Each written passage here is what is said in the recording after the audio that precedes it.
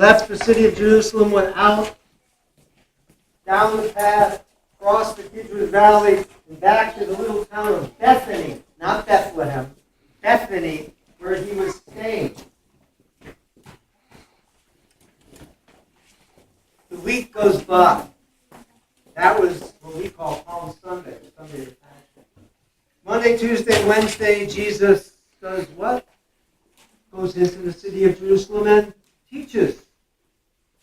He tells the people stories called parables. Lots of stories about what the kingdom of God is going to be like. Great stories. Some people understood them and liked them. Other people said, wait a minute, that story you're telling against me, and I take offense at that. People got upset, or people received comfort, depending upon what Jesus said. And then there came the afternoon when Jesus called a couple of his disciples together and said, you know what I want you to do? I want you to go and find a place where we can celebrate a meal together. Oh, what did we just have? A meal together. He said, there's a guy who has a room. It's kind of an upper room. He's expecting you. And I want you to go there and prepare for us a special meal. The Passover meal. Yeah, you're right on. The lamb's blood on the doorpost and the lintel of their home. The blood was a sign. A sign. Those people who lived there were part of the new covenant that God was making with the people.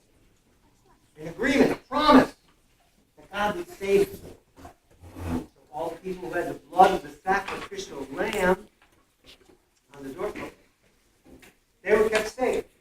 All the other people whose homes didn't have the blood of the sacrificial lamb, their firstborn died, both animal and human. Ouch. Anyhow, that was the meal that they were going to celebrate because God had told them, special time of the year, you're going to get together and celebrate this meal. Every single year, you're going to do it. Why are you going to do it? So you remember. You're thick-headed people, and you don't remember unless you do something over and over and over again. That sound familiar? Yeah. Wow, everybody agreed to that. So they did it every year. What kind of a meal was this? Was it pizza? Almost. Well, it was matzah. Bread, unleavened bread. Bread that didn't get a chance to rise. Because the people had to eat this meal hurriedly. Their shoes on their feet, ready to go. Except that was the original meal. By the time Jesus and his friends were celebrating this meal hundreds of years later, it was kind of a, shall we say, a more relaxed meal. Where they would sit around and they would have what to eat? Lamb. Yes. What kind of lamb? Well, how is the lamb prepared? Roasted. Thank you. What else did they have? Wine. Wine. Who said that? Yes. They had wine. They had lots of wine. Not that they consumed a lot of wine, but they had wine at different times during the meal to celebrate what they were remembering.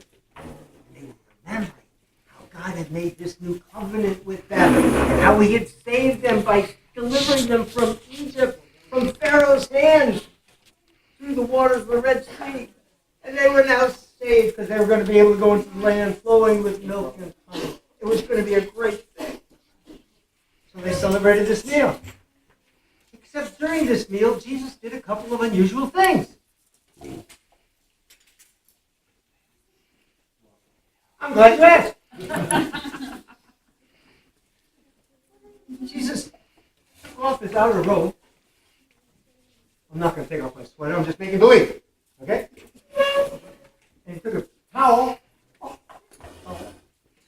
wrapped it around himself, took a basin of water, and then he went to his disciples, and he had them take off their sandals. Oh, look at that. There's a foot there, 2 feet. And then you know what he did? You've already got your shoes on. And then then Jesus washed their feet. And if these people had sandals on, and they'd been walking on dusty, dirty roads, what do you think their feet were like? What are your feet like in the summer? They are not pretty. But Jesus washed their feet anyhow. And then Jesus said, what have I just done? What have I just done? Why? Anybody? That's not really why. To prove what he wasn't above them.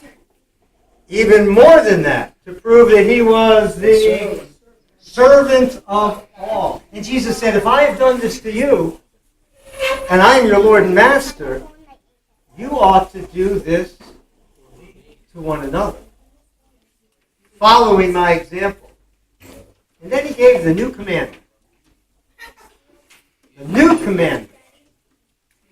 That we should love one another as he has loved us.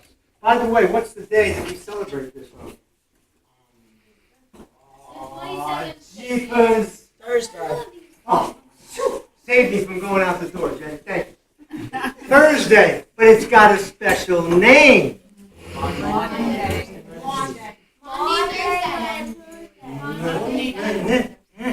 I think I heard it. Listen carefully. Monday. Not Monday. I thought I heard it over there. M-A-U-N-D-Y. Now here's the question. If you know the answer, don't say it out loud yet. Give people a chance to think about it. Why is it called Maundy Thursday? Man Davis from Latin. What did I just tell you Jesus gave them that day? A new commandment. And in Latin, as Mr. Howard just said, the word for commandment is mandatum, or mandate. A new commandment I give you, and that's what Jesus did on Maundy Thursday, to love one another. And he washed their feet. And then Jesus sat down at the table again. Remember, at the table there was bread, and there was wine. Anybody got an idea about bread and wine in a congregation that says we gather around word and sacrament as a sign, a mark that the church is really present here? Holy Communion.